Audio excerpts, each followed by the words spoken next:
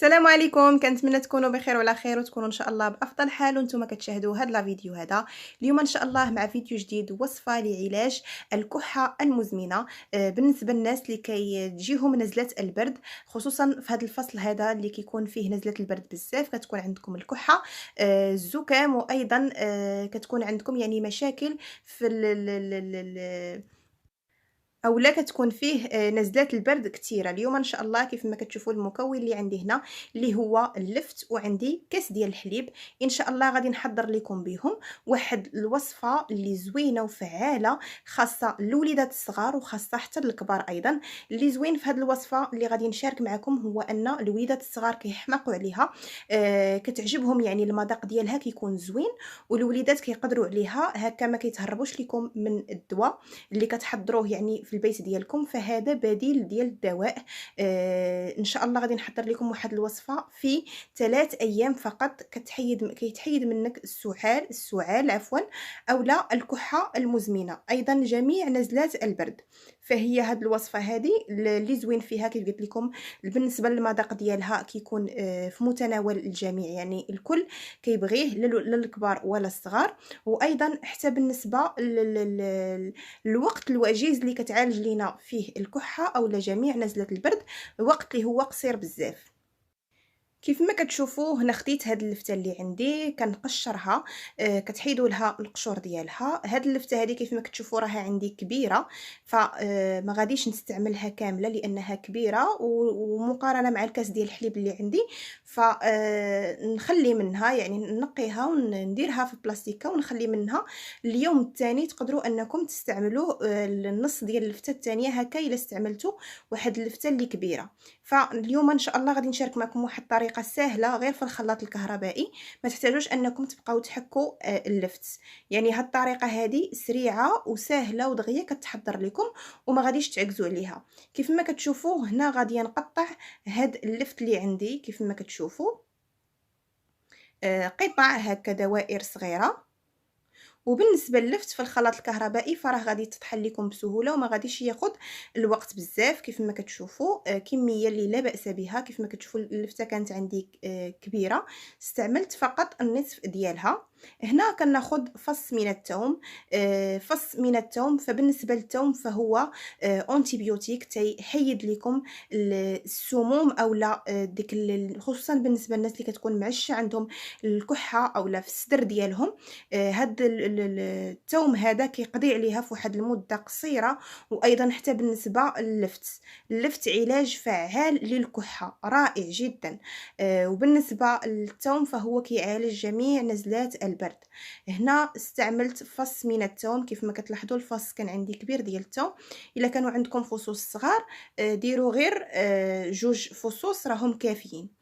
هنا عندي بصله صغيره كيف ما كتشوفوا، ما غاديش نستعملها كامله هكا باش لان بصله راها كثيره، واخا كتكون صغيره كتكون كثيره. غادي نستعمل فقط النصف ديالها، غادي نقشرها وندوز نغسلها، وغاديه نستعمل فقط النصف ديالها. بالنسبه للبصل حتى هو رائع جدا لنزلات البرد. وبالنسبه لهاد الوصفه كيف ما كتشوفوا واخا فيها الثوم وفيها البصل، فمن غادي نحضرها معكم وغادي نذوقوها اولا غادي تحضروها في المنازل ديالكم وغادي نذوقوها، ما غاديش تحسوا بتاتا بهاد المكونات هادو في المذاق ديالكم. يعني غادي نعطيكم واحد الخلطه اللي تقدروا انكم تاكلوها وما تجيكم لا حاره لا حتى شي حاجه. صافي هنا استعملت النصف ديال البصله حتى هي قطعتها بنفس الشكل كيف ما كتشوفوا معايا. فقط القليل من كل مكون ان شاء الله وغادي تعالجوا المشكل ديال الكحه المزمنه، جميع نزلات البرد ان شاء الله. هنا غادي نستعمل في الاول فقط نصف الكاس ديال الحليب، فقط نصف، باش هكا يطحنوا لي هاد المكونات. من خلطهم في الخلاط الكهربائي يطحنوا لي مزيان مزيان. بغيتهم يجيوني مطحونين مزيان، الا انا لا ضفتوا الحليب كامل ما غاديش يطحنوا لكم مزيان ويبقاو عندكم تكتلات. هنا كنضيف ملعقه من العسل. الا كان عندكم العسل يستحسن تضيفوا العسل، الا ما كانش عندكم العسل تقدروا انكم تضيفوا السكر. هكا بهذه الطريقه الوليدات كيجيهم يعني المذاق الزوين ديال هاد كيقدروا على هاد العلاج هذا او على هاد الخلطه هذه، كيقدروا عليها هكا بالعسل وما كتجيهمش يعني في المذاق حاره ولا حتى شي حاجه. اللي ما عندوش العسل ممكن انكم تستعملوا السكر، ما كاين حتى شي مشكل. ولكن يستحسن خصوصا الناس اللي عندهم مرضى السكري او لا عندهم يعني امراض هكا ما كيبغوش السكر، خاصهم يستعملوا العسل الحر الطبيعي، هكا يستحسن ومن الاحسن.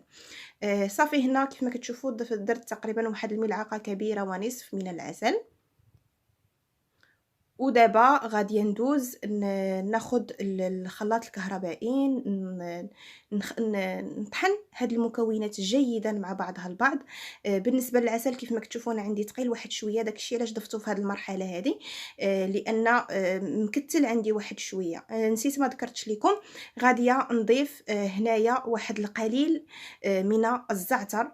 الزعتر حتى هو زوين بزاف بزاف لنزله البرد، وايضا حتى فليو. الا كان عندكم فليو حتى هو كتاخذوا بنفس الكميه، انا ما عنديش فليو، كتاخذوا نصف الكميه، كتسخنوهم واحد شويه في المقلاة وكتحاولوا تحكوهم هكا في يديكم مزيان مزيان وكتضيفوهم. بالنسبه للوليدات الا ما بغاوهمش ليكم كتاخذوهم كطحنوهم مزيان وكتخلطوهم هكا، ما كيبقاوش يبانوا لكم في هذا الخليط هذا اولا في هذه الوصفه هذه.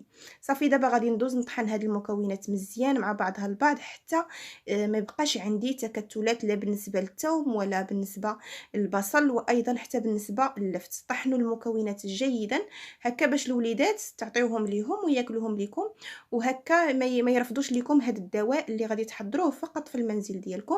وكيف قلت لكم طريقه الاستعمال انا غادي نشرحها لكم في الاخير ديال الفيديو، هكا باش تعالجوا في واحد المده اللي قصيره بزاف.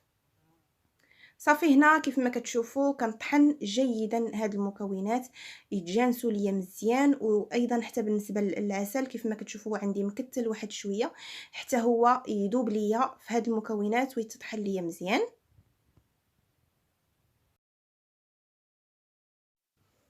الان اخواتي كيف ما كتشوفوا من بعد ما طحنت المكونات جيدا مع بعضها البعض وتجانسوا ليا مزيان، كيف ما كتشوفوا القوام كيفاش كيكون ديال هذا الخليط هذا، يعني مطحون مزيان مزيان هكا باش ما يبقاوش عندكم يعني التكتلات.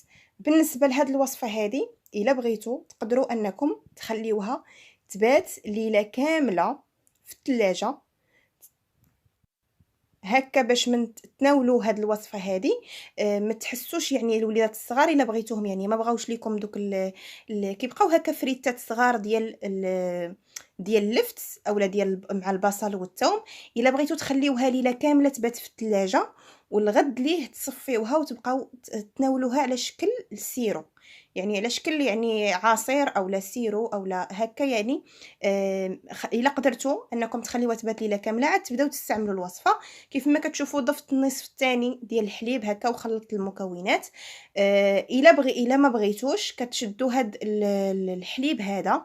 بالنسبه لطريقه الاستعمال كتسخنوا هاد الحليب، غير كتدفيه واحد شويه، ما تناولوش هكا يكون بارد من الثلاجه، كتدفيه واحد شويه وكتناولوا تقريبا واحد المعلقه كل يعني وراء كل وجبه كتناولوا معلقه ورا الفطور، معلقه ورا الغداء، معلقه ورا العشاء. بالنسبه للوليدات نفس الطريقه، وبالنسبه حتى للكبار حتى هما نفس الطريقه. الطريقه اللي عطيتكم للوليدات الصغار هو انكم الا ما بغاوش يتناولوا لكم يعني دوك الفراتات اللي كيبقاو ديال اللفت مع البصل، كتصفيو ليهم كتخليوه حتى كتمر ليله كامله هكا باش كيزيدوا يطلقوا مزيان المنافع ديالهم، حتى كتخليوه يبات ليله كامله في الثلاجه، عاد كتصفيوه وكتعطيوهم معلقه يعني مصفيه. بالنسبه للكبار يقدروا انهم يتناولوه لان المذاق ديالو زوين وما غاديش تحسوا بتاتا بدوك الفريتات اولا هذا، يعني كيقدروا عليه الكبار. انا عطيتكم فكره فقط للوليدات الصغار. كيف قلت لكم 3 مرات في اليوم، ملعقه 3 مرات في اليوم وراء الفطور وراء الغداء وراء العشاء، وان شاء الله تكون هذه الوصفه تفيدكم وبالشفاء للجميع، لانها بطله النزلات البرد وخصوصا الكحه المزمنه. كنتمنى الفيديو ديال اليوم ينال الاعجاب ديالكم. الا عجبكم ما تبخلوش ليا باللايكات، ولا كنتو اول مره كتزوروا القناه ما تنساو تشتركوا وتضغطوا على زر الجرس باش يوصلكم دائما جديد الفيديوهات، وايضا ما تنساوش البارطاج مع الجميع باش تعم الفائده للجميع. وما بقى ليا الا نقول لكم السلام عليكم حتى الفيديو المقبل ان شاء الله.